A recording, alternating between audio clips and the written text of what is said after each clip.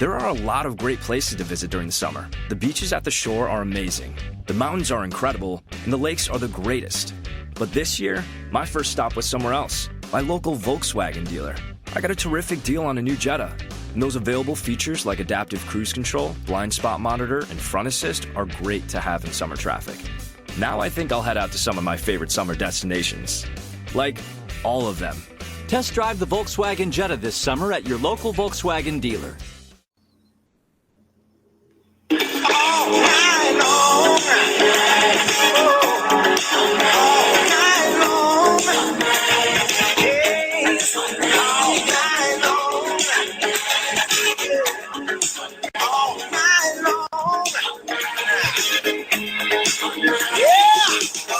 It's the All Night Long Wrestling Podcast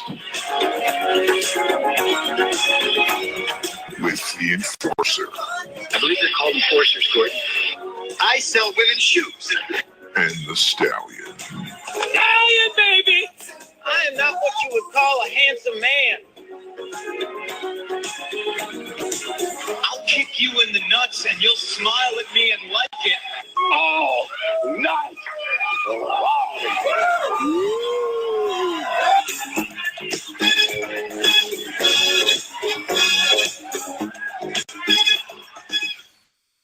Welcome to another edition of the All Night Long Wrestling Podcast. We are your very angry, very agitated, short-tempered, reaching for the bleach hosts. He's the Stallion. I'm the Enforcer. Welcome, Joe. We're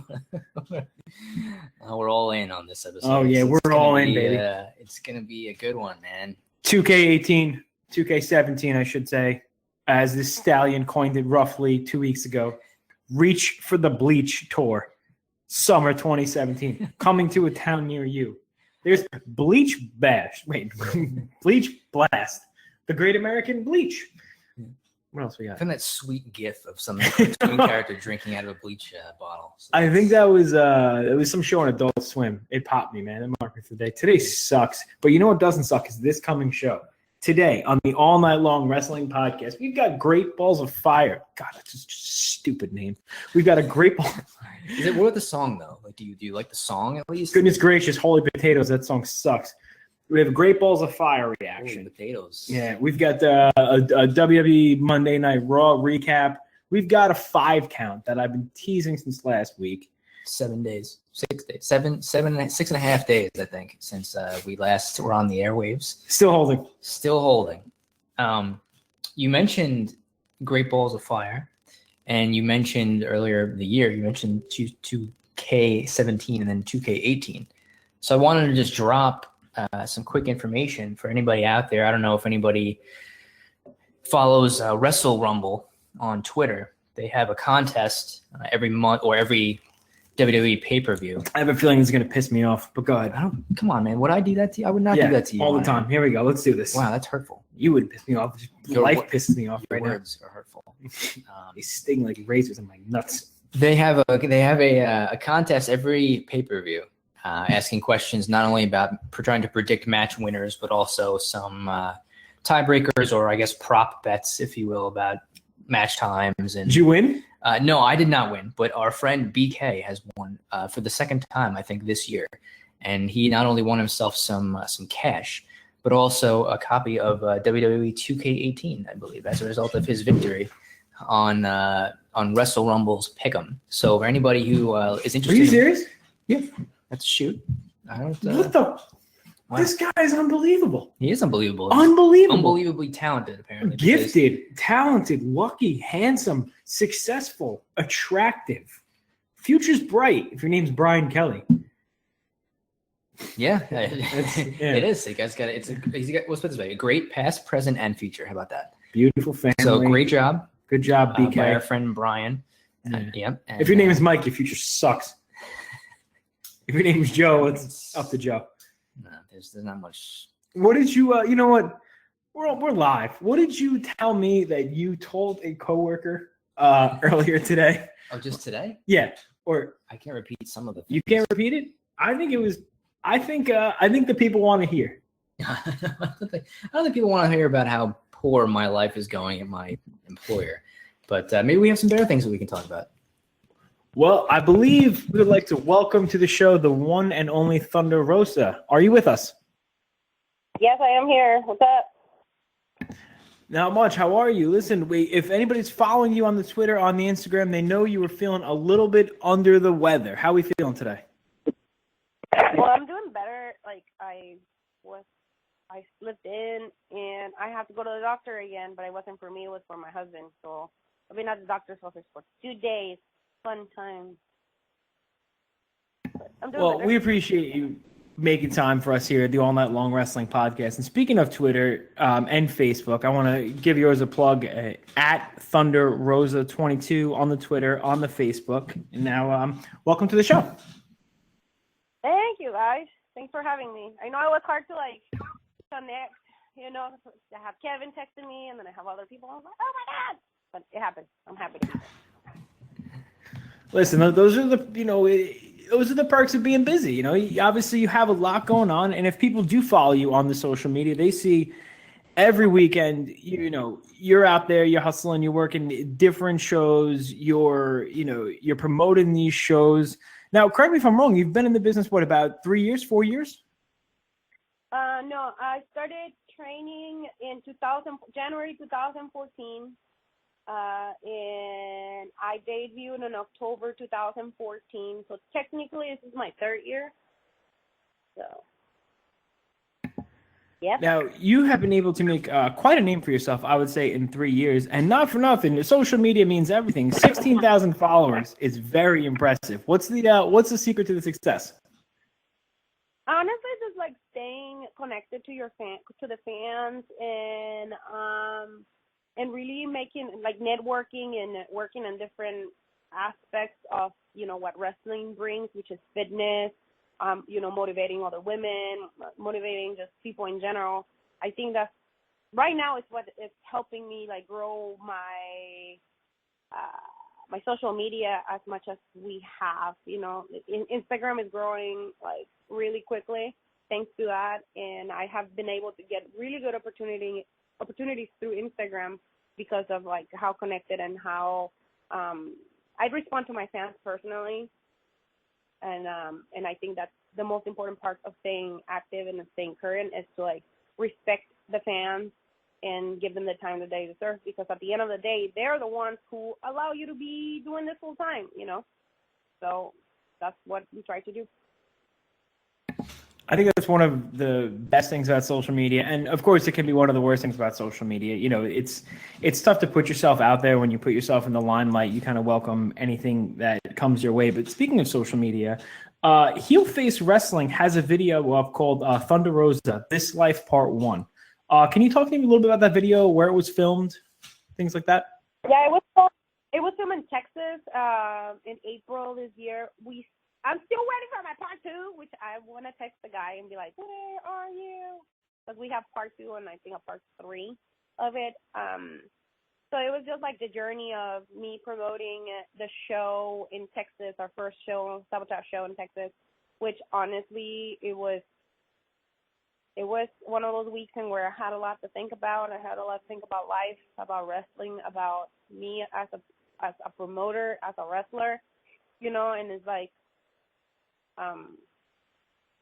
it was tough because it was the first time that the first time that I do that, something like that in Texas, because I did it in California for our first 2 shows, and it's not easy. Being a promoter and being a wrestler in the show is not easy at all, because I'm very particular about what we like to put on our shows, and with that I was able to show that. If you want something, you gotta work for it. That's how it's the story of my career in wrestling. I'm never wait for opportunities to come. We make things happen for us, and Sabotage it's an investment that my husband and I were doing, so it's I have to make sure that it pays off, and then we have to put people in the seats. So that's how we're gonna build our followers for our show. Yeah, and that was a really eye-opening video. I feel you were on the streets, kind of like your own street team out there, handing out flyers, passing out, small town networking all the way to online and social media. I think you're kind of covering all your bases, and I think that's why fans can connect to you so well.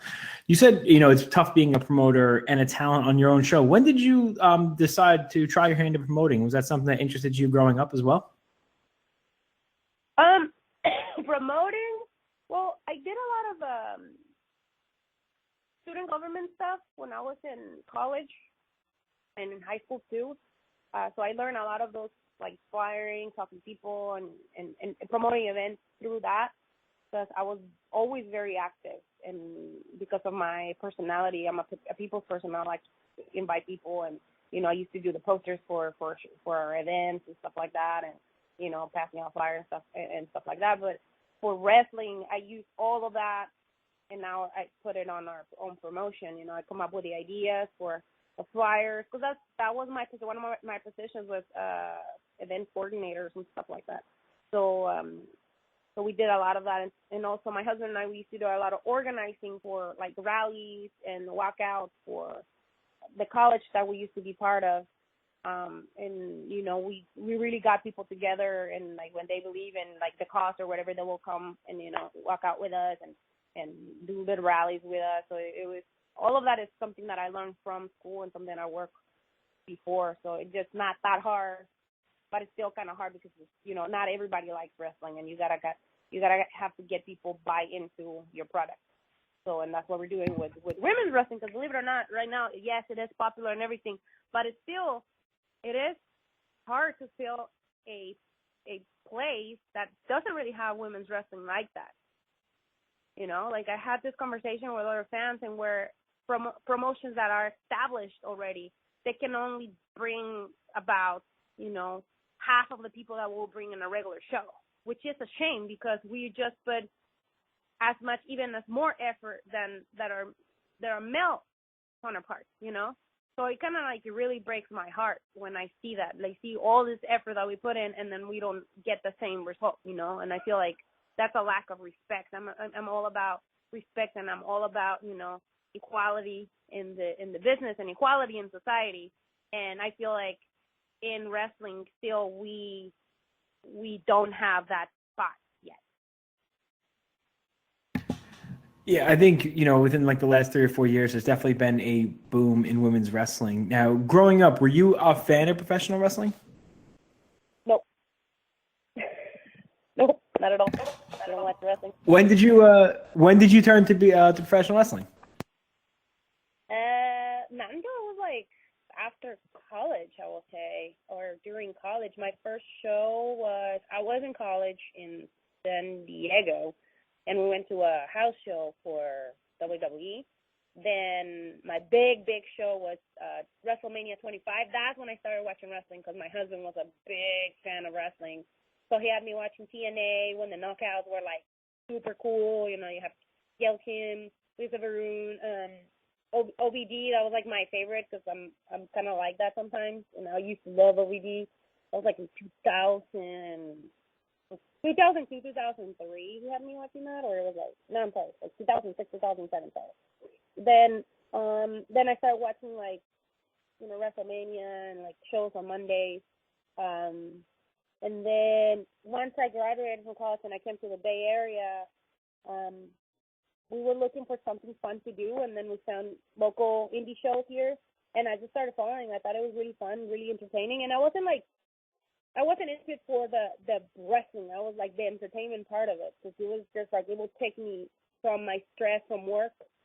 It will take me in another different place, and I really, really enjoy that of wrestling. And then I was working on a rehab facility, and one of my friends, he used to be an announcer, and he kept inviting me to come to this show, and I was just like, man, I got no car, I don't go. He's like, just come. And then the day that we went to the show, he wasn't there, and that's when they announced that they would have tryouts. And my husband was like, hey, we've been coming for a whole year to this show, so I think it'll be fun if you try it out. And I'm like, bro, I don't do none of this stuff. Like, you're crazy. He's like, just go.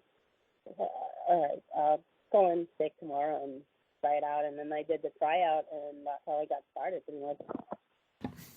That's a crazy story because a lot of professional wrestlers are fans growing up. So for you to pick it up, I would say a little bit later on in life. I mean, I don't want to throw out the term natural, but it seems like you're almost a natural, and that's not something that comes easy. So tell me about your tag team, Twisted Sisters, Holly Dead. Is the tag team wrestling come easy to you? Is that something you adjusted to easily? Because I know a lot of people start as a singles wrestler, and there's a little bit of an adjustment period when it comes to becoming a tag team. What was just like? I was just answering that question for Diva-Nerd because they asked me the same. It is. I mean, once you get along and you start like knowing the person, it comes easy. Like I'm a very strong-willed person. She's strong-willed. So when like we fight like we're married, you know, when we're like putting matches together, but you know, once you get to know each other, like you know what you guys gonna do. Like you see each other, you know, it's easier. You know, it becomes natural. So a lot of our stuff is like natural chemistry. So we just feed off each other. So it's fun. It's fun when we're in the ring, especially when you gotta like remember stuff and you don't remember. Just look at the person. They're like, do this, and I was like, oh yeah. So it's like it's much easier. Traveling together has been like really fun, and that part is easy. The part that is hard is getting to find other two women to like face us. So there's not a lot of female tag teams out there, you know. So that's what has been hard. That's probably why we'd wrestled so many men in the last couple months. And I mean, which I'm not complaining, but that's like the most difficult part, you know, finding people to like fight us. Well, that kind of leads me to Lucha Underground. Lucha Underground is famous for their modern day camera work, their intergender matches. It doesn't seem like you always need to find a female opponent. Tell me a little about Lucha Underground, how that came about, and what that experience is like compared to anything else you've wrestled in before. Well, definitely Lucha Underground was a parachute for my career in another aspect, especially in the lucha community. It came about after we were doing a show in Los Angeles for Stardom USA. They came and they were scouting, and for some reason they picked me, you know. So it was Chris Joseph, which the funny part is, like, back then I didn't know who Chris Joseph was. So he came and approached me, and I was just like, because I didn't watch wrestling again, when he came and approached me, I thought he was just like a producer and, you know, somebody from LA, because there's so many famous people. So he came, talked to me and everything, and he gave me his card. I didn't make nothing out of it, you know. Then Eric Van Wagen gave me his card the next day, and I was like, oh shit, this is real. Then I called them. We had a conversation. Then 3 weeks after, they sent me the contract, and I was signed for Lucha Underground. That's how it was. That's a big accomplishment. I know there are a lot of people, vying for that position now. Do you think the Lucha Underground spotlight propelled you to number 43 in the PWI Top 50? Because being in the PWI Top 50, that's big news for anybody. Yeah, I think they already had eyes on me. So I've been making a name on my own. I mean, definitely having Lucha Underground on my resume just established me more as a legitimate fighter or competitor or whatever you want to call it. But in the indies, my husband and I, we have worked so hard to make sure that we continue to establish the brand of Thunder Rosa as a competitor, as somebody that can wrestle anybody, and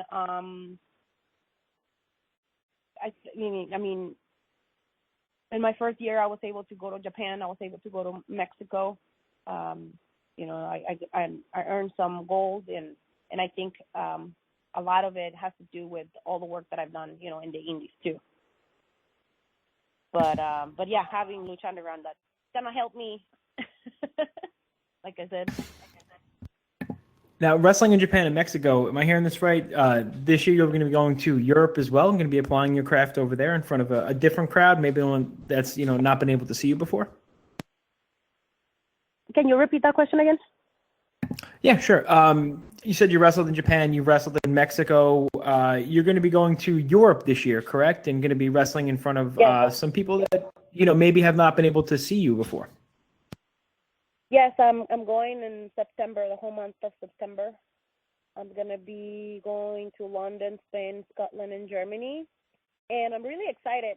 And again, I'm excited not only because I'm gonna show what Thunder Rosa does, but also because people are eager to like know more about Cobra Moon. And right now, because of Lucha Underground, people are really excited about me coming and talking to me about Cobra Moon. So it's like a double dipping thing. So I'm excited to show my in-ring abilities, and I'm also excited to perhaps make some good money selling merch.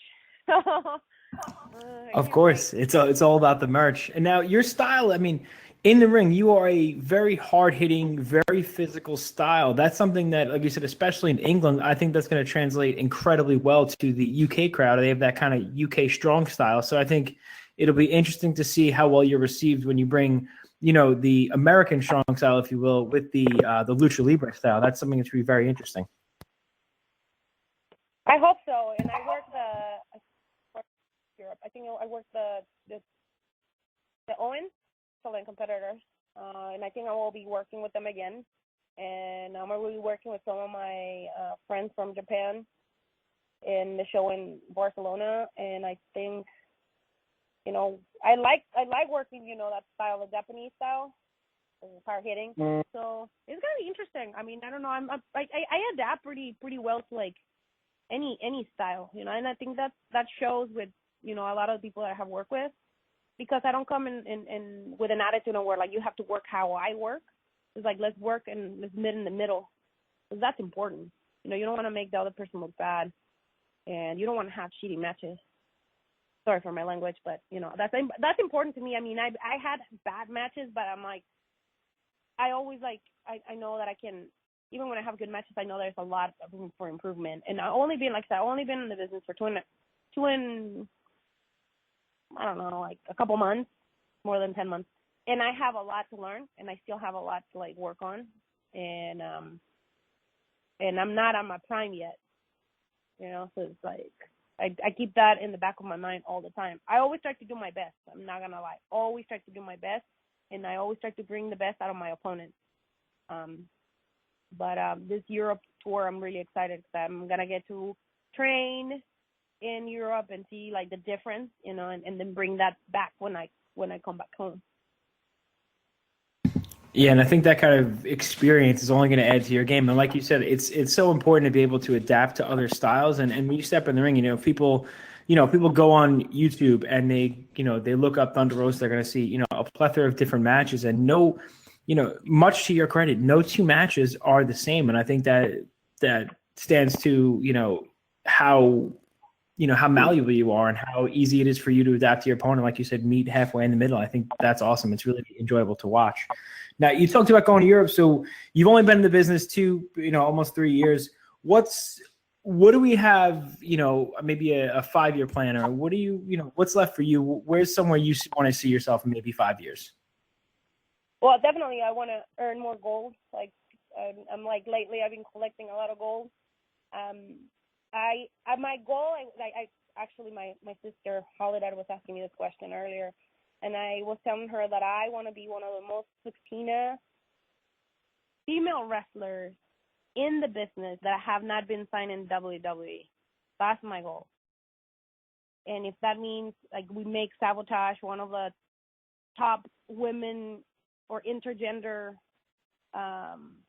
companies in the United States and in the world, that's want to be one of my goals, And also, I don't know, man, like travel to Australia. I want to go to Australia. I want to go to Latin America, like South America, to wrestle. And what else? I want to start a couple of business that have to do with wrestling, but I can't really talk about it until I have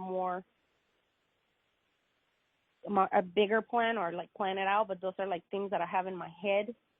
And I really, like I said, my goal is I want to leave a legacy as a born and raised Mexican wrestler that came to the United States and made a legacy, left a legacy in this business without having a big company, backing her up. That's my goal.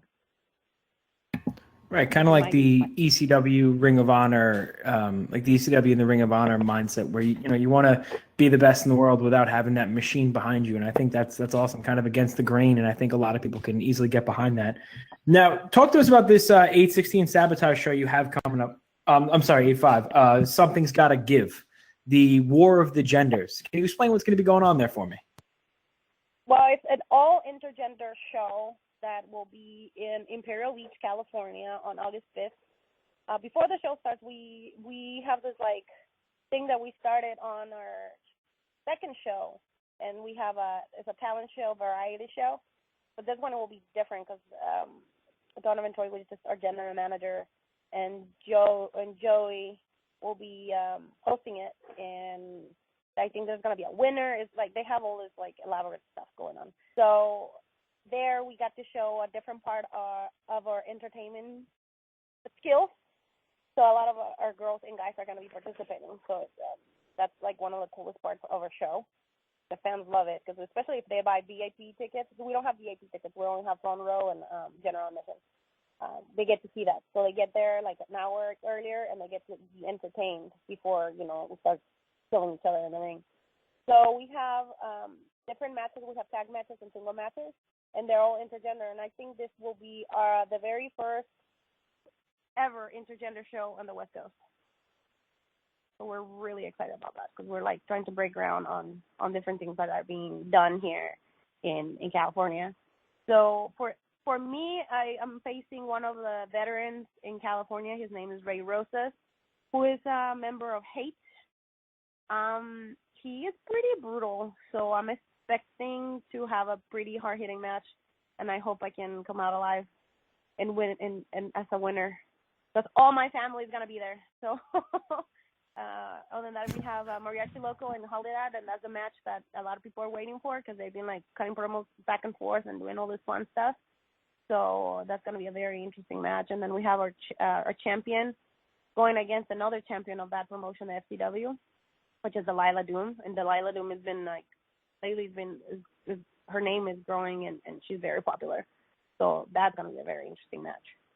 So yeah, we're really, really excited for this show. It's in my hometown. I used to live in San Diego, and we're bringing that to our hometown. And like I said, it's like the first ever intergender show, and we're very, very excited about it.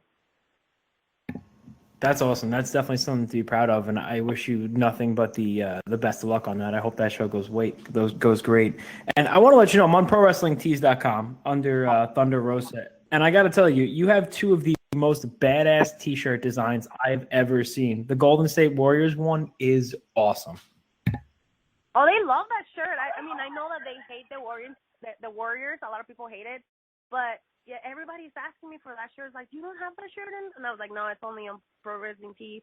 I like to have like, exclusivity on certain stuff, and like the stuff that I sell on the shows is just on the shows, and the stuff that are on Pro Wrestling Tees is only on Pro Wrestling Tees. So, and it helps that the Warriors won. So I've been selling some of those pretty good. Definitely. And listen, if anybody's listening to this, go to ProWrestlingTees.com, look under Thunder Rosa and buy the Golden State Warriors tee and, the Unstoppable Thunder Rosa shirt too. These are awesome designs. So now all your fans that are listening to the show, where can we keep up with you? Where can we follow you? Tell us how to keep in touch. You can keep in touch on my Twitter and Instagram is at Thunder Rosa 22, and on my Facebook like page is Thunder Rosa 2. I should be uploading more videos on YouTube and on my website, which is Thunder Rosa 22 for YouTube, and unstoppabletr.com. That's my website. So those are the places that you can find me. That is awesome. Well, we really appreciate your time. Best of luck with the Something's Gotta Give show. And over in Europe, we'd love to touch base with you again once you get back. Let us know how it was. And again, everybody check out Thunder Rosa, ProWrestlingTees.com, and pick up some merch. Yes, guys, because that's how I'm raising money to stay in Europe for a month, selling all my merch. Awesome. And we thank you again. We'd like to thank Thunder Rosa for stopping by the show. It was awesome. Great to talk to her. And again, if you want, go to youtube.com. Go to YouTube. Everybody's got a YouTube app. www.youtube.com. That's what World Wide Web. And Google whatever Thunder Rosa and look up her matches. She is. I like to ask Jeeves personally when I need to find something on the internet. I'm gonna go search CompuServe. But no, seriously, I mean, this girl for only being in the business, 3 years. What a great talent, unbelievable, awesome matches. And as I said before, and I really wasn't just saying it, if you watch all of her matches, no two matches are the same. And that's not likely in today's day and age. A lot of times, up and coming wrestlers, they kind of get in their groove and they stick with what works. And she's out there working with different people, intergender matches. Do the right thing and pick up the Golden State Warrior shirt for the third time because it's super badass. We should get a shirt on ProWrestlingTees.com. We should. I think we're only like 4,900 followers on Twitter, away from getting it. So cool. So if everybody listening, but surely we'll be on there. Thunder Rosa has 14,000 followers on Instagram. Yep.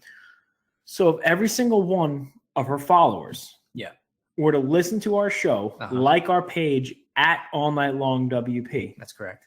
You will be the first ones to get a free T-shirt from the All Night Long Wrestling Podcast and Pro Wrestling Tees. It's going to be silk screened. It's going to be a Polaroid of me slugging a bottle of Clorox to the face. That's going to be the shirt. It's going to say, drink bleach, save water. Yeah, I'm going to sprinkle some Drano over my pasta tonight. So, whatever, we can maybe a little screen cap. Yeah. A little screen cap of that. And we'll get that image on a shirt. Yeah, why don't you just kick me in the nuts for an hour? Or like a sheet cake. I like to have an image on a sheet cake maybe, and then we can eat a picture of me eating Drano.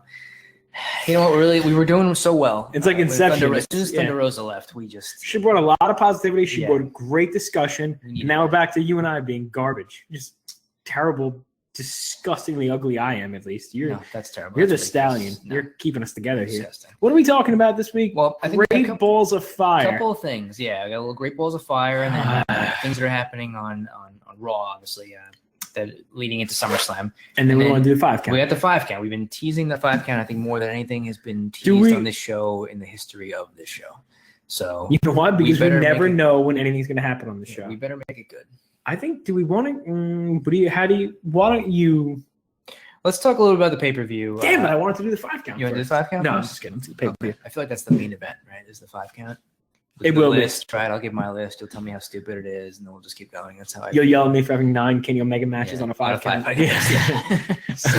5 Kenny Omega matches and 4 honorable mentions, and 1 Bret Hart match that I watched.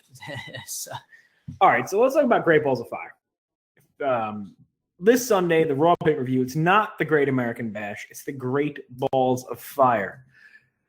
Now, going into the pay-per-view, I would say we had less than high expectations. Is that a fair statement? Yeah, I mean, I think I was looking at the 2 main events of Lesnar versus Joe and Strowman versus Reigns in the ambulance match as the 2 matches that I was hoping would deliver, quality entertainment in the ring, right? The other stuff, I wasn't real sure, right? I didn't really expect a lot out of Wyatt and Rollins or Ambrose and Miz. That can kind of go either way. The Iron Man match I was hoping would be good. I like Iron Man matches. I like both those teams. So I wasn't sure which way that was going to go. So I was kind of teetering on how the show was going to be. It could have been, I thought, good. It could have been maybe not so good going in. So I wasn't really sure what to expect overall. I was pleasantly surprised with the entire show. We'll just quickly go match by match. Bray Wyatt versus Seth Rollins. It was a decent match for what it was, but I really feel like there wasn't a lot of heat, a lot of chutzpah in that match, if you will. Yeah, I don't want to. I don't know. These guys, I feel like, for as I don't want to say popular is not the right word, but as featured of guys as they've been for the last couple of years.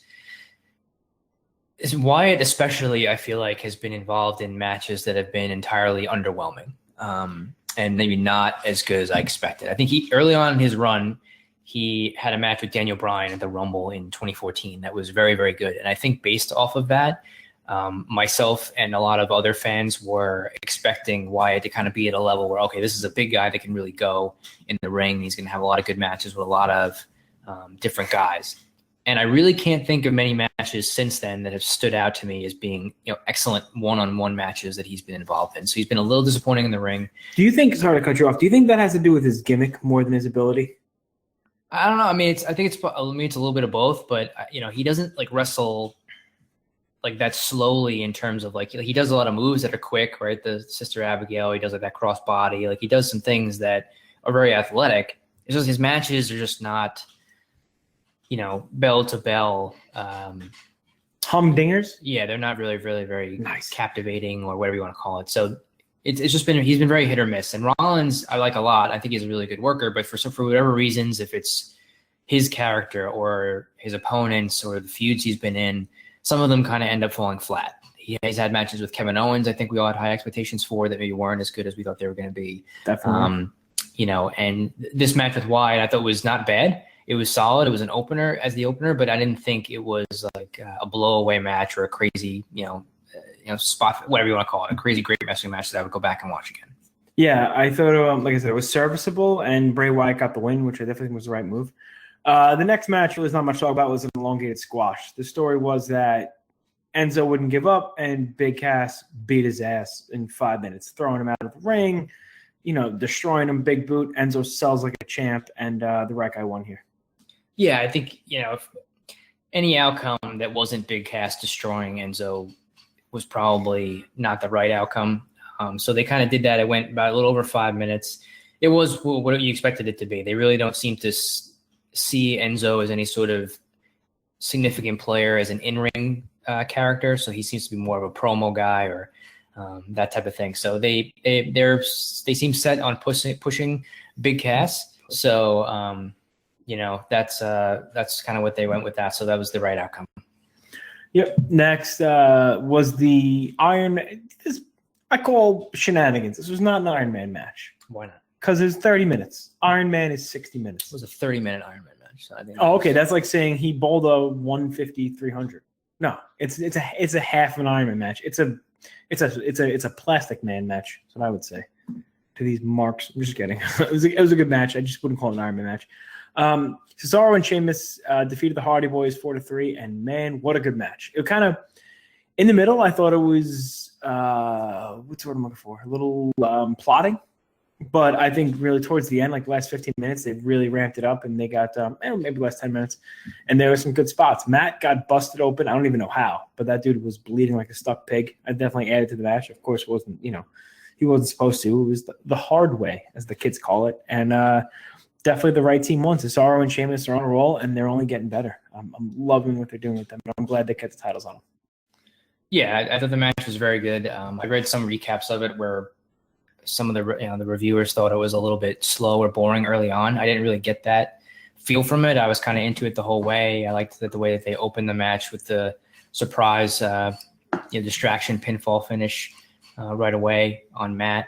So the heels doing heel stuff, and the ending sequence, the last like 5 or 6 minutes, was very, very good and action packed. So the right team won and kept the titles. I think that was the right thing to do, and they put on a great match. And I don't know what's next for Sheamus and Cesaro, but they got to couple another team to face. Yeah, the next match, Sasha Banks and Alexa Bliss for the Raw Women's Championship.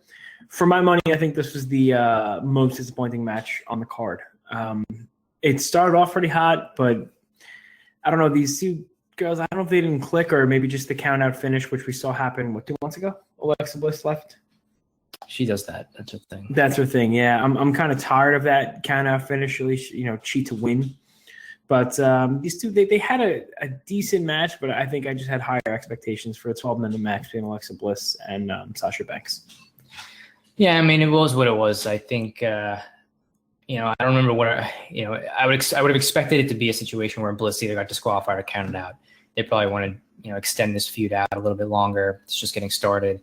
I don't know if they have a plan for SummerSlam or what they're going to do, but I think they're back to kind of featuring Sasha Banks in the women's division on Raw. They've kind of, I don't know, I say they've given up on Bayley, but they've pushed her a little bit to the back of the line. Well, until Monday. Well, I mean, who knows? They don't really seem to have a plan.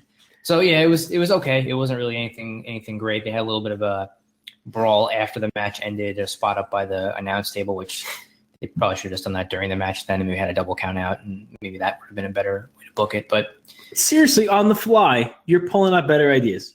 That would have been a great ending. It would have.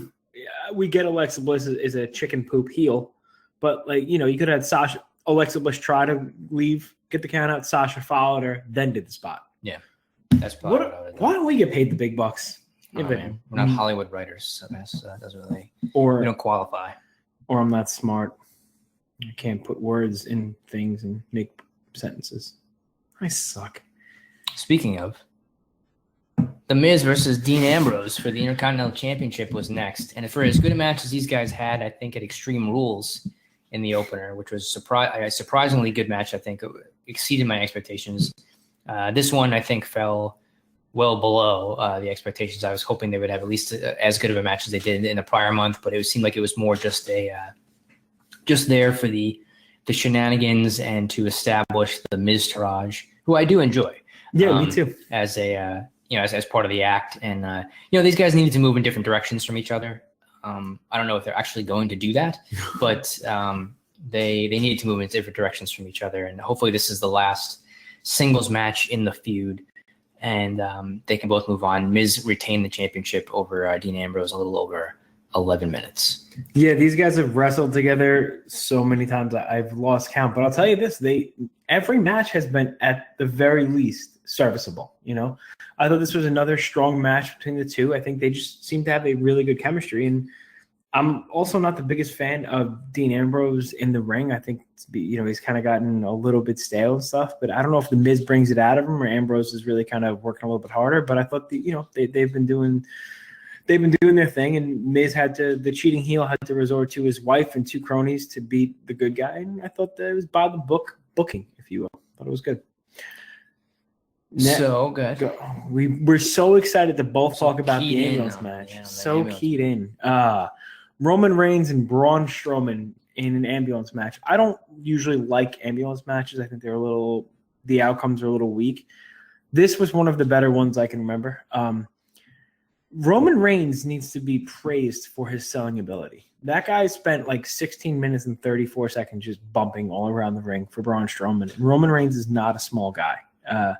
Thought it was a really good match between these two. Braun, he's obviously wrestling longer matches, but they're doing a really good job in hiding any of his faults. And Roman's the guy to do it because Roman's going to just ping pong all around the ring. And I thought they had a good match. The ending, however, was a little questionable in my mind. Why buy Braun win the match if you're just going to make Roman the number one contender the next night? You could have just had Roman win the match. I think the story is yet to be told, my friend. That's what I'm going to go with. Oh, do you know something I don't know? I know some things. I feel like I predicted some things. I'm not going to say what they are because I then read a potential spoiler, so I don't want to spread that out. Spread the word out on that. Let me guess. I'm just going to now see me. I don't. You could say yes or no for true. I don't read the sheets of the dirt. So is it possible Braun is going to come back next week and inject himself in the Roman Reigns and Samoa Joe match? That's possible. Okay. All right, good. It's possible. Let's keep it possible. But anyway, the finish was a little weird. Braun was by the ambulance doors. Roman went for the spear. Braun moved. Roman went in there. Then Braun shut the door and got the W. Roman comes out, hits him with a super duper ooper spear, and then throws him in the ambulance for no reason whatsoever, and then kills him. Attempted murder. I think we need to make sure he's not dead that we know of. They didn't really provide an update, but maybe he went to the woods and passed on. I would hope that somebody would have found him by now. He's a big man. They would have put that on the website of the app or the Twitter or something. Probably the same place where they're talking about the Del Rio and Page scandal. Huh? I don't want to talk. No. So after the match was over, the attempted murder of Braun Strowman, Roman Reigns commandeered the ambulance, put Braun in the ambulance, and backed it up into a bigger truck or something and just crushed it and killed him. Braun was in there. He was dead. Attempted murder. He was pretty banged up when they eventually got the jaws of life, as opposed to just getting somebody in the ambulance and driving it forward 5 feet away from the truck. they used the jaws of life to get the or even door try to open the door instead of using a crowbar. Yeah. Like you didn't even use a handle. But he was okay. He got out. He was a little bit banged up, but he was able to kind of walk away. So Roman Reigns isn't a heel, but he murdered somebody. Yeah. So in the last 6 months or so, we've had Roman Reigns try to kill Braun Strowman.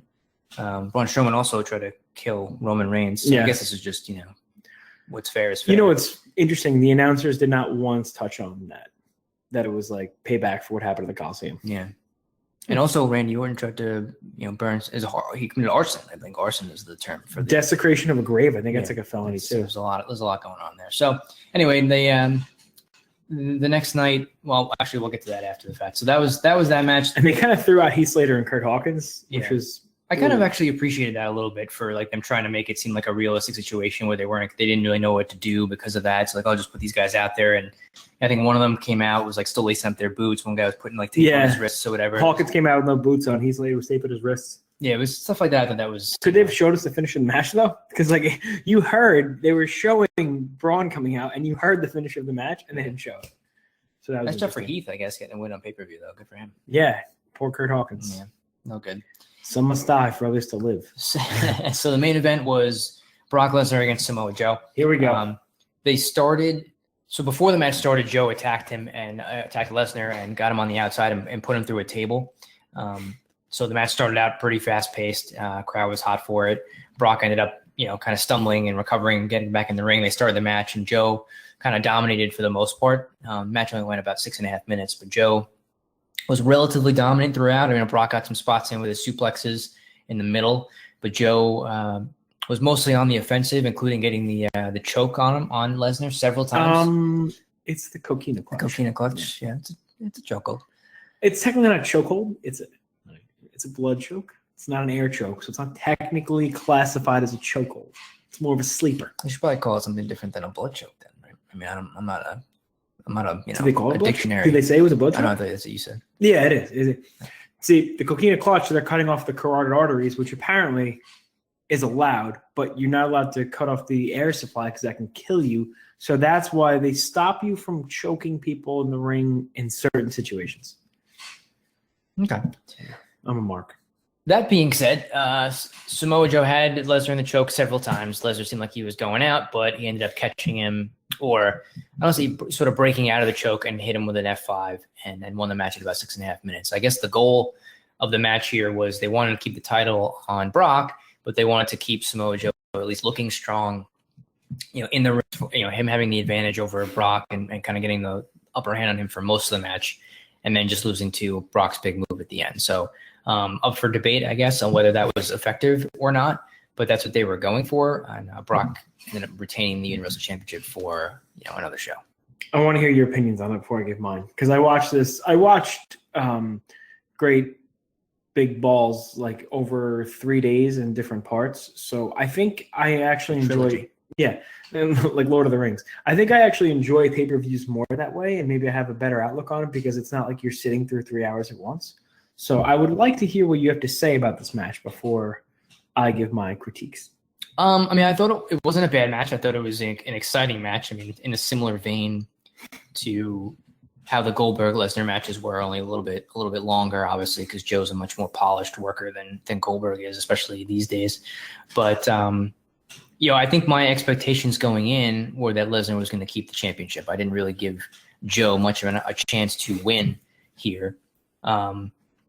So, it kind of stinks that they almost, I don't want to say booked themselves into a corner, but almost that seems like essentially what happened, because Joe got so over and so much momentum in the build to the match that it was almost at a point where you really probably shouldn't have lost. But that's not what their plan is, and you really can't have Lesnar losing that often anyway. So as far as what they were going for, I thought they did a solid job of making Joe look strong by getting the upper hand on Lesnar early, attacking him, putting him through a table on the outside, securing the choke several times, and Lesnar just kind of barely escaping and getting out of it and winning. So I thought that part was effective. I wouldn't have minded seeing them go a little bit longer than 6.5 minutes. So I would like my main events to be at least 10 minutes if I can get that. And I'm sure these two are both capable of doing that. So I don't know why they only made it go 6.5 minutes. So I would have liked it to be a little bit longer. But in terms of the outcome and the booking of it, I'm not going to really complain about it because I think that's just I knew Lesnar was going to win, so I just kind of left it. I kind of accepted it for what it was. I thought, I'm buying into the Lesnar hype. I'm buying into the Lesnar big fight feel because before that match, before those guys came out, I think it was, the atmosphere was there. It was kind of like a Mike Tyson fight back in the day. Like you didn't know what was going to happen, and that's kind of what they're doing with Lesnar. You don't know if he's going to bloody the guy up. You don't know if he's going to run through him in 90 seconds, There's an air of mystique, I guess, around it. The problem I have is in the layout of the match with Brock Lesnar. The only moves he did this entire match were shoulder bumps in the corner and German suplexes and then the F5. I'm tired of this suplex city. I've said it before. I'll say it again, especially in this kind of match. You have a guy like Samoa Joe that can bump around. He can take different suplexes. He's a very capable worker. I'm sick to death of just the German. You got to stop with it. Now, I completely agree with you. The WWE did a phenomenal job on making Samoa Joe look like a complete badass, and I think he actually should have won this match. It was okay that he lost, but I would not have had Samoa Joe pinned in the main event of this show. Was that his first pinfall loss? No, Rollins pinned him with a roll-up in their one-on-one match, I think a couple of years ago. Okay. All right. Well, a couple of years ago? Pay-per-views ago. Oh, pay-per-view ago. Okay. I don't know. I don't want to say it killed his momentum, but, I bought into the fact that Samoa Joe could beat Brock Lesnar, and I would have accepted some kind of fugazi finish where, Lesnar was in the choke and he jumped back, and then Samoa Joe's shoulders down and they got the 3 count that way. But I just think one F5 out of nowhere getting the pin, I thought it was a weak finish, personally. However, the whole show as a whole, I really enjoyed it top to bottom. I'm going to go ahead. I'm going to give it a B. Yeah, I'd probably go B minus. I'll say B minus on the show. There's probably about three of the matches that I enjoyed very much, and the rest of it was kind of okay or whatever the rest of the way. So not a bad effort from them. Certainly, there's been worse shows, so they have some solid stuff on there, and now they're going to build up to SummerSlam. Yeah, the build up to SummerSlam. That's going to lead us right into our Raw breakdown. But before we get to that, we want to remind you of a couple of things. A, we are the All Night Long Wrestling Podcast, and we're the official podcast of ProWrestling.com, no matter what anybody else tells you. We're brought to you by the Damage 365 Radio Network. This is Lanny Poffo, formerly the genius full of glory and renown. You are listening to Damage 365 Radio. And we are back.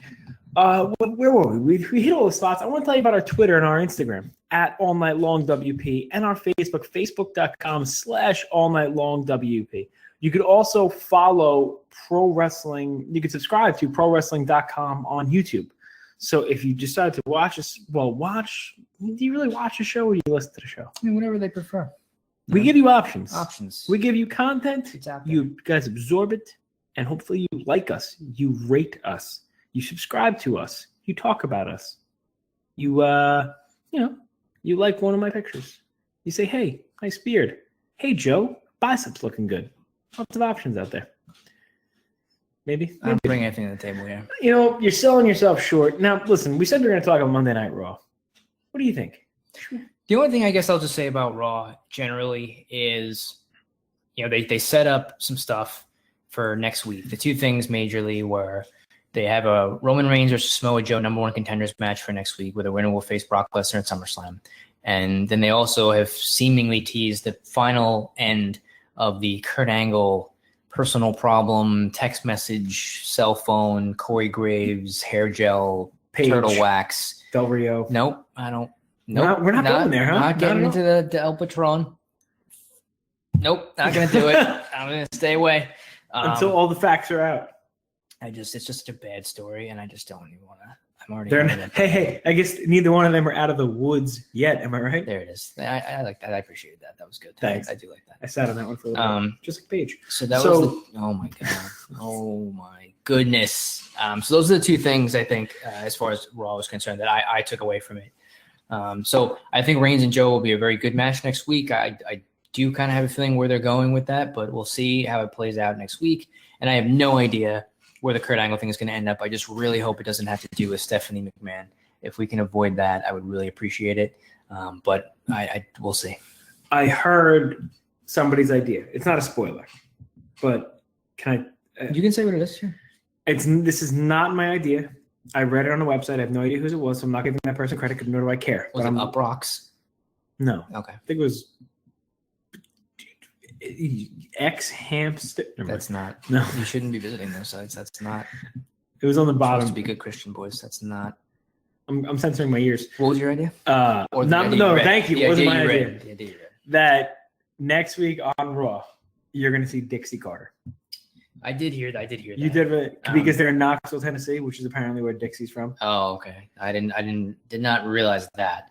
I will say I saw somebody post something on Twitter, and Sharmell, who's Booker T's wife, I think either retweeted it or commented out, and it was a picture of like if two people, got together, what their child would look like, and it was a picture of Sharmell and Kurt Angle. I guess they were speculating that maybe Sharmell was the mystery person, and the child that they would have had was Jason Jordan, and it looked exactly like somebody like if they had gotten together. I was actually thinking Aaron Judge. Were you saying that? I was thinking of Aaron Judge. That is oh my god, that is. I don't know. I want to find that and retweet it now. So that's what's going on in Raw. It was a very lackluster show match wise, so there's really not much to break down. But it's going to lead to something interesting next week.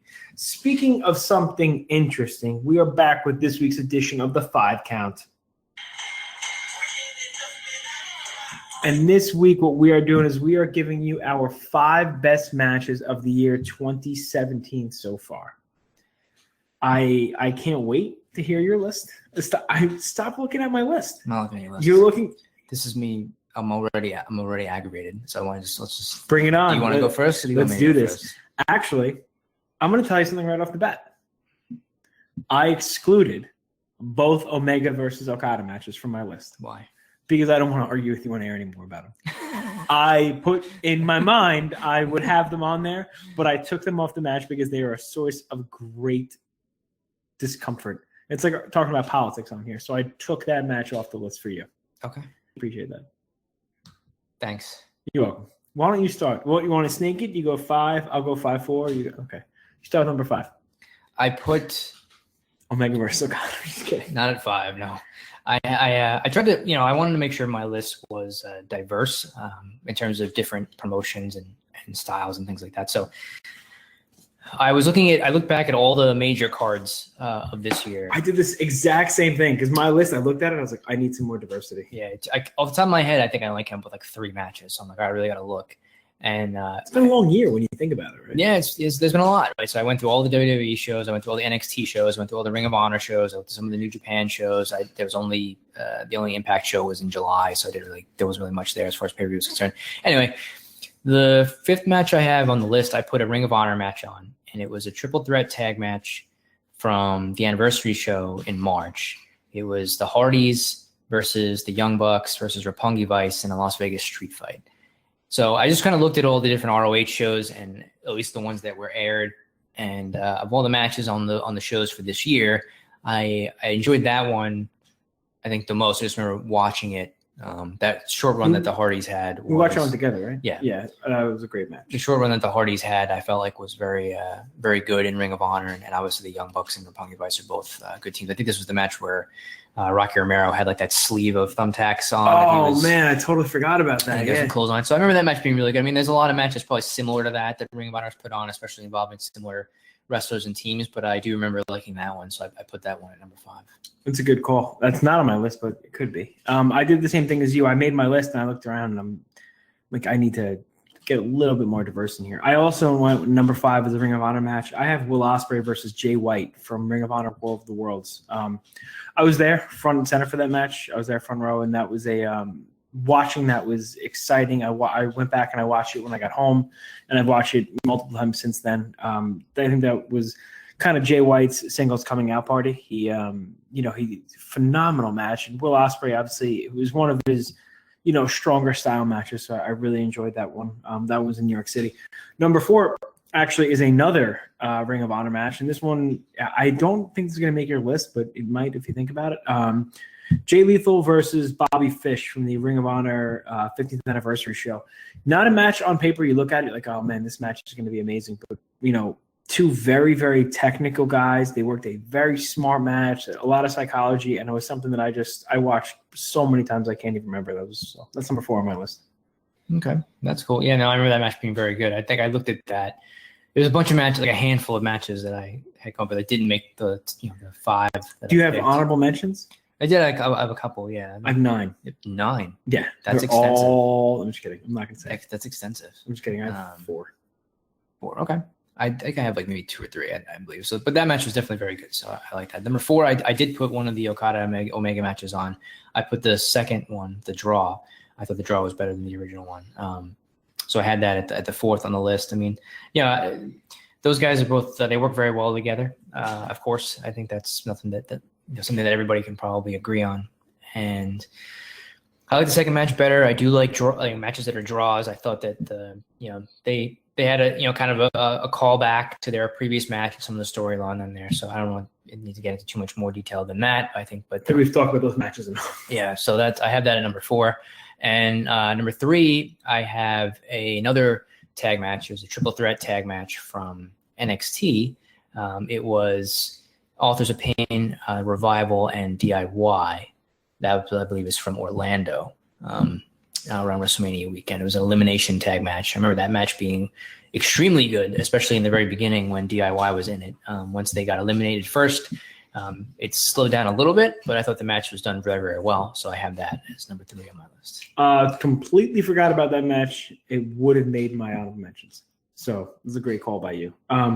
Number 3, I have from NXT TakeOver Chicago, Tyler Bate and Pete Dunne. That was, I think it was better than their match in the UK Championship. This match was, probably the best you'll see in WWE all year. I think that's a bold statement, but I think it's true. The kid, Tyler Bates, like 15 or something, and he's just going out there and deadlifting people. And Pete Dunne's an awesome heel, and he won the title in that match, and he deserves it. He's, unfortunately, we don't see enough of these UK guys, but especially these two. I think Tyler Bates' gimmick is, he's just kind of like a throwback, but like age 19, so the kid's got a bright future, and these two definitely stole the show. I can't even remember the main event of NXT Chicago. Was that Nakamura and Bobby Roode? Chicago? Yeah. Well, it was Roode and Itami was that okay, yeah. But I think the main event of the show was the DIY ladder match. Okay. Yeah, so that's a now just thinking about it, that's a pretty good show all around. So number 2, I have Poop joke? Yeah. Poop joke. Nice. I have Kushida and Takahashi versus for new NJPW Dominion. Kushida, and he's been a consistent player in the juniors for the last probably 3 years, and Takahashi has really, he's what was his name in Ring of Honor? I think about this all the time, and I keep forgetting. And I keep Kamatachi. Kamatachi. Yes, that's what it was. Great call. Good call.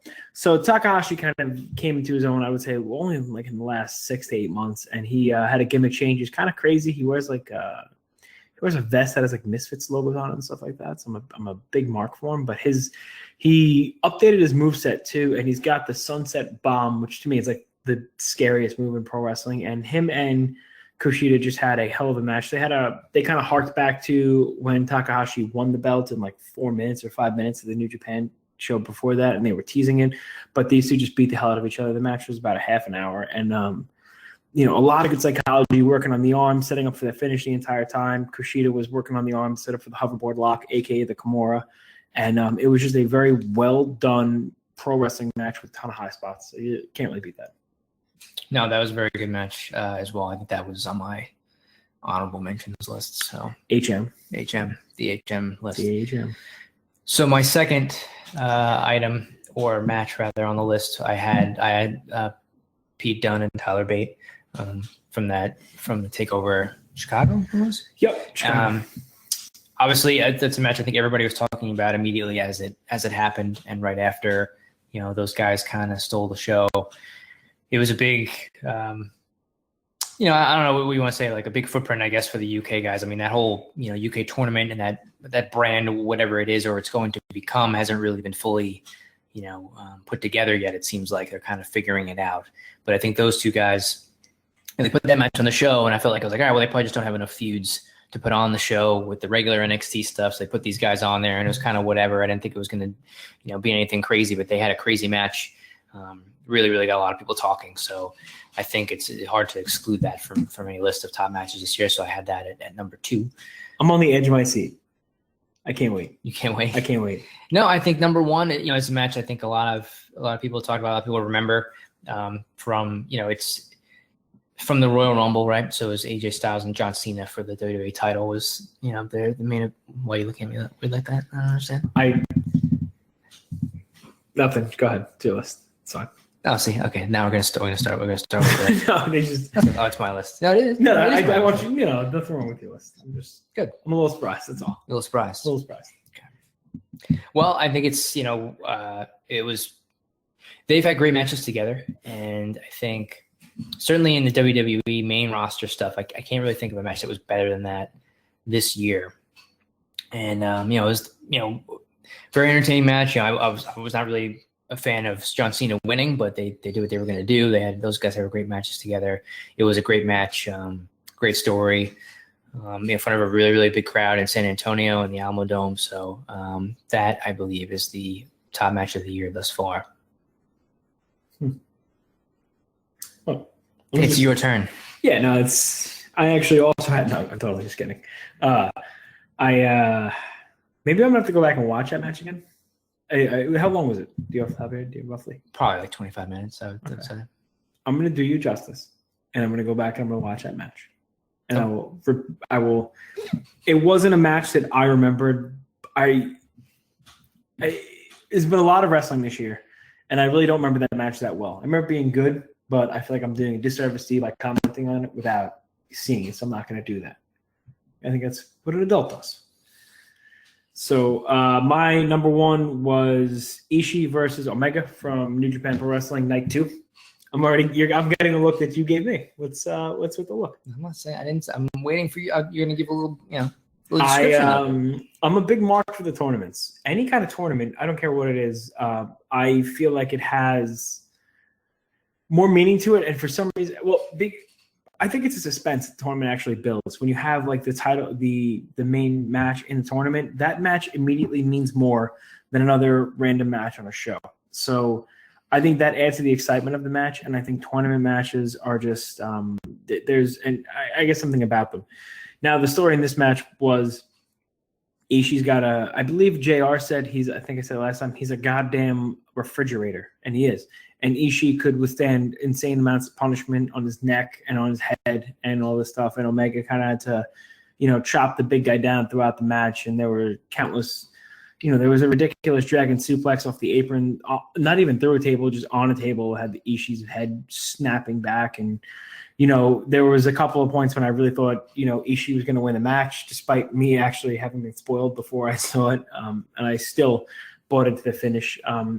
And I think the atmosphere was, added to it. And they went about 30 minutes in that match. And Ishii's probably one of the most underrated wrestlers today. The guy's like 41, 42 years old. And his matches with Naito, his matches with Omega, his matches with Okada, he's really, one of the best right now, as good as they come. He really rises up to the occasion of big matches, and Omega is just Omega, and people love him and people buy into it. And, I just thought it was a very, very important and a very solid match.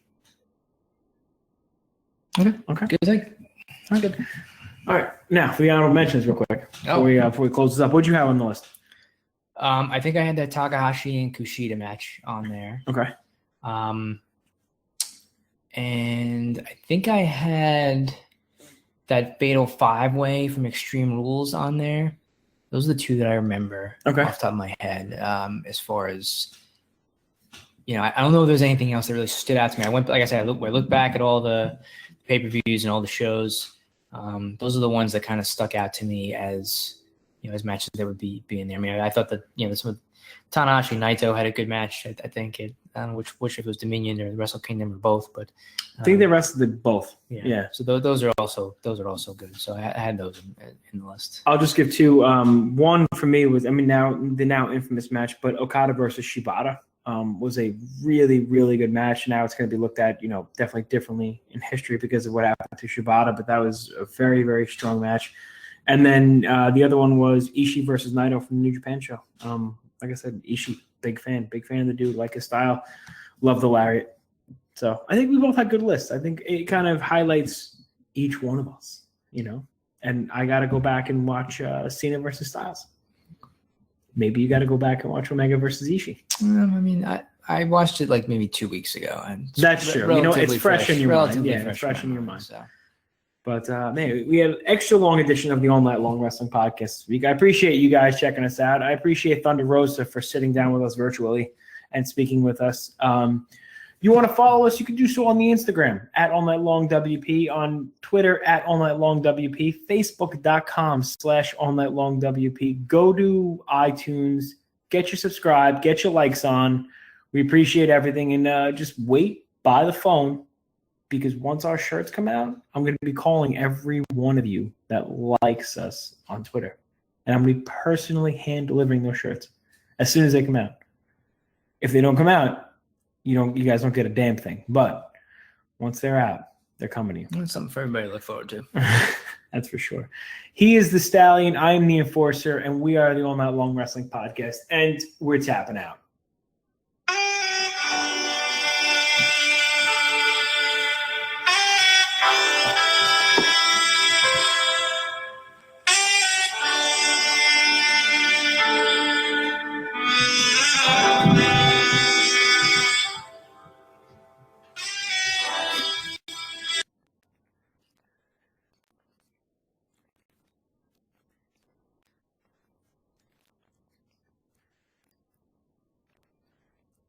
There are a lot of great places to visit during the summer. The beaches at the shore are amazing. The mountains are incredible, and the lakes are the greatest. But this year, my first stop was somewhere else, my local Volkswagen dealer. I got a terrific deal on a new Jetta, and those available features like adaptive cruise control, blind spot monitor, and front assist are great to have in summer traffic. Now I think I'll head out to some of my favorite summer destinations. Like, all of them. Test drive the Volkswagen Jetta this summer at your local Volkswagen dealer. I love the summer. There's so much to do.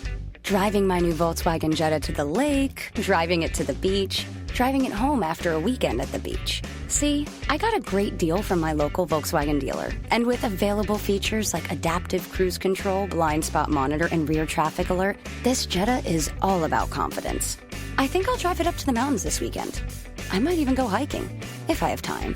Test drive the Volkswagen Jetta this summer at your local Volkswagen dealer.